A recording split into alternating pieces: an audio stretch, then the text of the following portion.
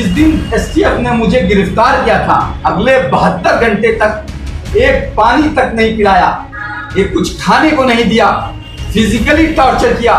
और एक ऑफिसर आता था और उसके बाद दूसरा ऑफिसर आता था, ऐसे पानी का ग्लास मुंह में फेंक देते थे, सोने नहीं देते थे और अजीब से वियर्ड क्वेश्चन पूछे करते थे। भूख से मेरी अतड़ियां सूख जाती थी अंदर से। मैं चिल्लाता था तन्हाई में, जो तन्हाई के जेल की तन्हाई होती है उसकी सलाखों में चिल्लाता था। मन करता था कुछ भी मिल जाए और मैं मुंह में रख के खा जाऊं। मेरे भाइयों के बिजनेस बर्बाद कर दिए गए, फाइनेंशियली तोड़ दिया गया एकदम बुरी तरीके से। कल मैं पहली बार अपने बच्चे से मिला हूँ 7.5 महीने के बाद, तो मुझे जानता भी नहीं है कि पापा हूँ। वो मेरे बड़े भाई के गोद में भाग जाता है मुझसे छोड़ के। इससे बड़ा दर्द मुझे लगता है मुझे कोई सरकार दे नहीं सकती। लाइव टीवी, सच सबसे आगे। एक सीधा साधा डॉक्टर था जिसने MBBS MD मणिपाल यूनिवर्सिटी से करके एक गवर्नमेंट डॉक्टर में उत्तर प्रदेश पब्लिक कमीशन के थ्रू मैं सेलेक्ट हुआ था और चुपचाप अपनी जिंदगी गुजारता था। सुबह हॉस्पिटल जाता था, शाम को घर आता था, अपने बीवी बच्चों के साथ जिंदगी गुजारता था। एक रिपोर्ट आई, एक बार जेल गया। उसके बाद बहराइच में एक बार 78 बच्चों की मौत हो गई थी। वहां पे मैं फैक्ट फाइंडिंग टीम के साथ गया था। वहां पे भी प्रेस कॉन्फ्रेंस करने से पहले ही सरकार ने मुझे जेल में भेज दिया। 2 महीना जेल में रहा और जेल से बाहर आया। और फिर ये एक मौका शायद खोजते रहे कि कैसे अब इसको रोका जाए, इस डॉक्टर कफील को क्यों कैसे रोका जाए इस क्वेश्चन पूछने से या जो भी हो। धीरे धीरे लोगों ने पूरे ऑल ओवर इंडिया से मुझे लोगों से सपोर्ट मिलने लगा, प्यार मिलने लगा। लोग बुलाने लगे, केरल से बुलाने लगे, आसाम से बुलाने लगे, बिहार से बुलाने लगे, आपके राजस्थान से बुलाने लगे, मध्य प्रदेश से बुलाने लगे। हमने एक टीम बनाई डॉक्टरों की और हम लोग एक मेडिकल कैंप करने लगे। हमने रिकॉर्ड 2019 में रिकॉर्ड एक साल में 103 कैंप फ्री मेडिकल कैंप किए हैं, जिसमें 50,000 बच्चों को हमने फ्री में दवाएं दी हैं। फ्री कंसल्टेशन किया है, फ्री में दवाएं दी हैं। ये मैं काम कर रहा था चुपचाप। इसी बीच एक ऐसा बिल पास हुआ पार्लियामेंट में, आप सबको पता है, सिटीजनशिप अमेंडमेंट एक्ट आया 10 दिसंबर को, 12 दिसंबर को वो साइन हुआ था। सीए से मुझे, मैं as a doctor Kafeel, as a doctor होते हुए सीए से मुझे कोई प्रॉब्लम नहीं है। जैसे हमारे आदरणीय होम मिनिस्टर जी कहते हैं कि ये तो नागरिकता देने का कानून है, नागरिकता लेने का कानून नहीं है, तो इससे किसी को घबराना नहीं चाहिए। तो इससे मुझे भी कोई दिक्कत नहीं है। लेकिन जब ये बात कही जाती है कि क्रोनोलॉजी समझो, सीए के बाद एनपीआर आएगा, एनपीआर के बाद एनआरसी आएगा, तब मुझे दिक्कत होती है। मुझे दिक्कत किस लिए होती है कि मेरा डेमोक्रेटिक राइट, जो मेरा 4 पिलर ऑफ डेमोक्रेसी है, जो हमारे लिबर्टी और राइट टू इक्वलिटी की बात करता है, जस्टिस की बात करता है, स्वतंत्रता की बात करता है, आपके इंसाफ की बात करता है, उसको तोड़ने की कोशिश की जा रही है। इंसान को इंसान से बांटने की कोशिश की जा रही है धर्म के नाम पे। इससे मुझे दिक्कत होती है। इसीलिए मैं अलीगढ़ गया था और अलीगढ़ में मैंने स्पीच दी थी। आपको ये बता दूं, अलीगढ़ जाने से पहले और उसके बाद भी 29 जनवरी को मेरी गिरफ्तारी हुई थी। 12 दिसंबर से और 29 जनवरी के बीच में करीब 300 मीटिंग मैंने सभाएं की पूरे all over India, anti CA, anti NRC के खिलाफ। किसी भी एक सरकार ने एक एफआईआर नहीं लिखाई, ना ही झारखंड में, ना ही छत्तीसगढ़ में, ना ही गुजरात में, ना ही महाराष्ट्र में, ना ही तमिलनाडु में, ना ही तेलंगाना में, ना ही केरल में, ना ही बिहार में, ना ही आसाम में। जहां भी गया किसी ने कोई एफआईआर नहीं लिखाई, क्योंकि कभी भी मैं कोई ऐसी स्पीच नहीं देता था जो किसी भी इंसान को इंसान से डिवाइड करता था। मैं गांधी जी के आत्मा को बिलीव करता हूं और मैं हमेशा से नौजवानों से और सबसे यही कहता था कि जो भी प्रोटेस्ट करना है, पीसफुल प्रोटेस्ट करना है। हमें एज अ नागरिक अगर हम नहीं बोलेंगे, अगर हम भी नहीं बोलेंगे, एक जुमला है कि इस जुल्म के दौर में जुबान खोलेगा कौन, अगर हम भी चुप रहेंगे तो बोलेगा कौन। तो बोलना जरूरी है। बहरहाल 12 दिसंबर को मैंने एक स्पीच दी मेरी कोई गिरफ्तारी नहीं हुई थी और एफआईआर भी लिख दिया, उसके बाद भी मुझे गिरफ्तार नहीं किया गया। 29 जनवरी को मेरी गिरफ्तारी होती है मुंबई एयरपोर्ट से। 30 जनवरी को महात्मा गांधी जी की पुण्यतिथि थी और एक सभा मैं महात्मा गांधी जी के पोते के साथ मुंबई शहर में करने जा रहा था।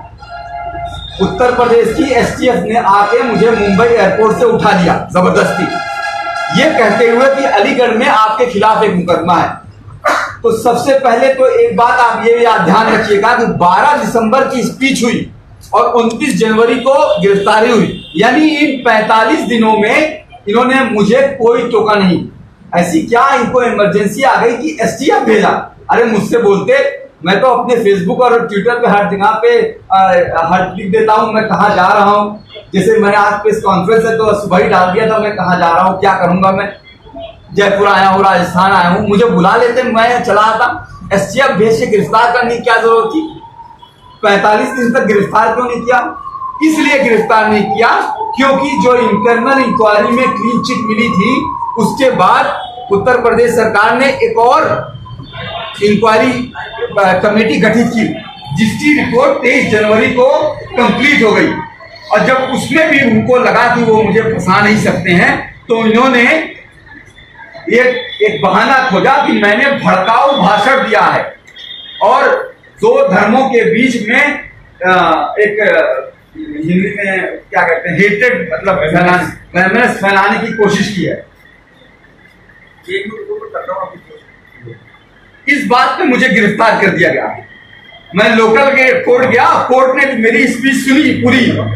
जब उन्होंने मेरी स्पीच सुनी तो उन्होंने मुझे बेल दे दिया। अब क्या करें, इनको बेल मिल गया। 10 फरवरी को मुझे बेल मिल गई। 10 फरवरी को बेल मिलने के बाद भी 4 दिन इलीगली मुझे जेल में, मथुरा जेल में ही रखा गया। मतलब कोर्ट कह रहा है छोड़ दो, ये नहीं छोड़ रहे हैं। इन्होंने 4 दिन में प्लानिंग की और 13 तारीख की रात में बैठे बैठे इन्होंने एक कर दिया गया, मतलब मुझे जेल से बाहर नहीं निकलने दिया गया। 3 महीना इंतजार किया, फिर 3 महीने बाद फिर एक्सटेंशन बढ़ा दिया गया, फिर 3 महीने बाद एक्सटेंशन बढ़ा दिया गया। 29 तारीख को जिस दिन एसटीएफ ने मुझे गिरफ्तार किया था, अगले 72 घंटे तक एक पानी तक नहीं पिलाया, एक कुछ खाने को नहीं दिया, फिजिकली टॉर्चर किया। और एक ऑफिसर आता था और उसके बाद दूसरा ऑफिसर आता था, ऐसे पानी का ग्लास मुंह में फेंक देते थे, सोने नहीं देते थे और अजीब से वियर्ड क्वेश्चन पूछे करते थे। कोई पाउडर आपने इजाद किया है क्या कि जिससे करोड़ों लोग मर जाएंगे? मैंने कहा भाई मैं डॉक्टर हूँ, पीडियाट्रिशियन हूँ, मैं कोई साइंटिस्ट नहीं हूँ कि मैं पाउडर इजाद कर दूंगा। आप कोरोना वायरस की बात कर रहे हो क्या? तो चाइना से बात कीजिए। आप जापान गए थे सरकार को गिराने के लिए। मैंने कहा भाई मैं जापान क्यों जाऊंगा सरकार को गिराने के लिए? पहली बात कि मेरा पासपोर्ट जो है अभी, चूंकि मेरे पर केस चल रहा है बीआरडी वाला भी, तो पासपोर्ट अभी जुडिशियल कस्टडी में है, तो मैं इंडिया से बाहर जा ही नहीं सकता। और तुम जापान क्यों बोल रहे हो? बोल दो पाकिस्तान गया था सरकार गिराने के लिए, और एक अकेला आदमी सरकार कैसे गिरा सकता है? तो इस तरह के वियर्ड क्वेश्चन उन्होंने मुझे इंटरोगेट किया और फिजिकली भी मुझे टॉर्चर किया। उसके बाद जब ये मथुरा जेल में लाए तो भी इन्होंने, जब तक मेरी फैमिली मुझसे कोर्ट के द्वारा मिल नहीं पाई तब तक इन्होंने मुझे परेशान करके रखा। भूख से मेरी अकड़ियां सूख जाती थी अंदर से। मैं चिल्लाता था तन्हाई में, जो तन्हाई के जेल की तन्हाई होती है उसकी सलाखों में चिल्लाता था। मन करता था कुछ भी मिल जाए और मैं मुंह में रख के खा जाऊं उसको, इतनी भूख लगती थी।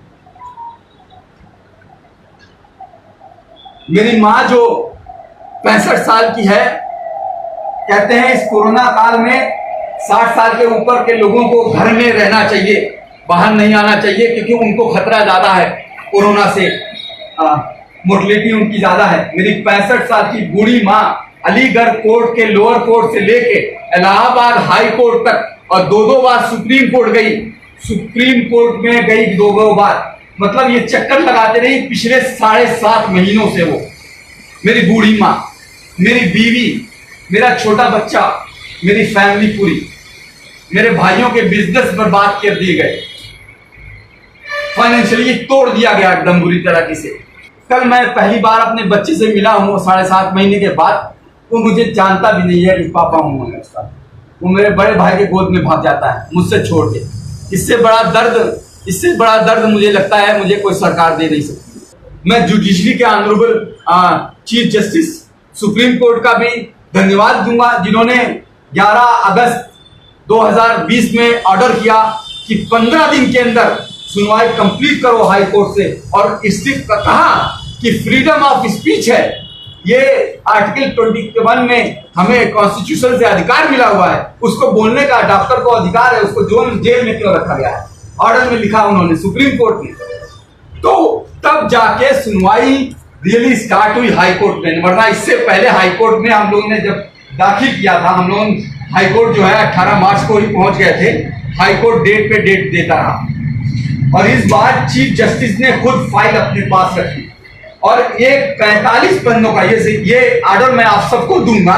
एक 45 पन्नों का एक ऑर्डर उन्होंने दिया है, जो एक इतिहास बनेगा कि किसी और निर्दोष के ऊपर जो है एनएसए ना लगाया जाए। मैं ऑर्डर पे आता हूं। मैं उन सारी पॉलिटिकल पार्टीज का, खासकर प्रियंका गांधी जी का भी मैं शुक्रगुजार हूं, जिन्होंने पर्सनली फोन करके मेरी माँ को, मेरी परिवार, मेरी फैमिली से बात किया और ढांढस बनाया। मैं समाजवादी पार्टी के अखिलेश जी का, मैं कम्युनिस्ट पार्टी के सारे लोगों का, और मैं सब लोगों का, हर कोई पॉलिटिकल पार्टी हो, सबका मैं शुक्रगुजार हूं, जिन्होंने मेरे, चाहे विधानसभा हो चाहे लोकसभा हो, मेरे मुद्दे को उठाया। अब आते हैं इस ऐतिहासिक जजमेंट पे, क्यों 45 पन्ने का जजमेंट क्यों लिखा गया, और खुद चीफ जस्टिस ने इस 45 पन्ने के जजमेंट में पढ़ा है। उन्होंने जजमेंट में साफ साफ आप देखिएगा कि पहले ही पन्ने पे उन्होंने लिखा है कि जब से अगस्त 2017 में बीआरडी ऑक्सीजन ट्रेजेडी हुई है, कुछ दिन से ही उत्तर प्रदेश सरकार डॉक्टर कफील को और उसकी पूरी फैमिली को प्रताड़ित कर रही है। ये चीफ जस्टिस का पहले पन्ने का ऑर्डर है। चीफ जस्टिस ने अपने ऑर्डर में ये बात अग्री की है। उन्होंने पूरी स्पीच, आपको इसमें मेरी पूरी स्पीच मिल जाएगी जो मैंने अलीगढ़ में दिया है। What I have said in that speech of 30 minute, मैंने 25-30 मिनट की स्पीच दी थी। चीफ जस्टिस का कहना है कि डीएम अलीगढ़ ने सेलेक्टिवली अपने विम्स ऑफ पावर से, अपनी स्वेच्छा से, अपनी मर्जी से उस 30 मिनट की स्पीच को काट छाट के छोटा करके उसको इस तरह से बना दिया कि वो लगे कि लोगों को लड़ा रही है। हालांकि उन्होंने, चीफ जस्टिस ने ये बात कही है कि instead of hated and violence, not a iota of anything is indicated in that whole speech which indicates of hatred and violence। उन्होंने पूरी स्पीच में हेटेड और वायलेंस की बात नहीं की है, बात की है देश की अखंडता की बात की है, इंटीग्रिटी की बात की है, यूनिटी की बात की है। ये चीफ जस्टिस कह रहे हैं, मैं नहीं कह रहा हूं, आप स्पीच पढ़ लीजिएगा। चीफ जस्टिस ने कहा है कि मैंने पॉवर्टी की बात की है, मैंने बात किया है अनएम्प्लॉयमेंट की बात किया है, मैंने ब्रोकन हेल्थ सिस्टम की बात किया है कि जो कि पूरा देश में जो हेल्थ सिस्टम हमारा है वो टूटा हुआ है, उसके बारे में बात किया है। मैंने बात किया है कि जो बीआरडी ऑक्सीजन ट्रेजेडी में 70 बच्चे मरे थे उस साल, पूरे इंडिया में 8 लाख बच्चे मरे थे, यानी हर घंटे पे 100 बच्चों की मौत होती है। 2019 में भी हर घंटे पे 100 बच्चों की मौतें हुई, मैंने उसकी बात की है। मैंने ये बात कही है कि 72% पॉपुलेशन को अभी भी हेल्थ सुविधा अवेलेबल नहीं है, और लास्ट में ऑर्डर में उन्होंने साफ लिखा हुआ है कि जो भी इन पे एनएसए लगाया गया वो पूरी तरह से इलीगल था, अवैध था, उसको क्वैश करता हूं, उसको हटाता हूं, और जो भी एक्सटेंशन दिया है उसके बाद उसको मैं इसी वक्त खत्म करता हूं, और डॉक्टर कफील की रिहाई तुरंत होनी चाहिए। आपको एक कॉपी इसकी मिल जाएगी, आप ऑर्डर पढ़ लीजिएगा। जिसको नहीं मिल पाएगी उसको मैं पीडीएफ भेजूंगा, अगर आप मुझे अपना फोन नंबर दे दोगे। लाइव टीवी, सच सबसे आगे।